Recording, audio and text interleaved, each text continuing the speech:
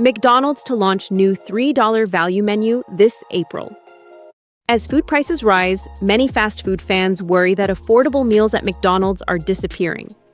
The chain is reportedly launching a new value menu in April, with select items priced at $3 or less to attract budget-conscious diners and restore its affordability image. McDonald's bets big on McValue 2.0. Sources told the New York Post that McDonald's will launch a new pricing strategy called McValue 2.0 this April, offering a streamlined selection of fan favorites for $3 or less.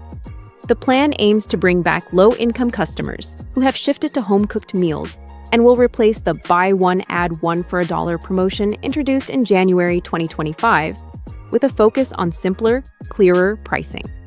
The McValue 2.0 menu will highlight high-demand items, including a $3 tier with 4-piece chicken McNuggets and sausage biscuits, plus a $4 breakfast bundle featuring a McMuffin, hash brown, and coffee to boost morning sales. McDonald's declined to comment on the leak, but a memo to franchisees stressed a commitment to meeting ever-changing customer needs. Staff training will begin soon to prepare for the nationwide launch of McValue 2.0. Franchisees back McValue 2.0 rollout despite margin concerns.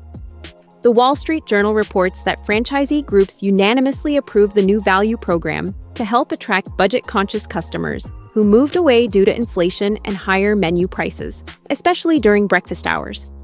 However, operators remain cautious because franchisees typically bear the cost of lower prices, though McDonald's has previously helped offset some losses during past promotions. Why McDonald's is launching McValue 2.0 now?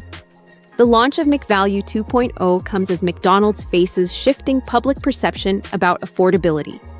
Technomic data cited by the Wall Street Journal shows the share of consumers viewing the chain as affordable fell from 36% in 2019 to 18% in 2024, with a slight rise to 21% last year.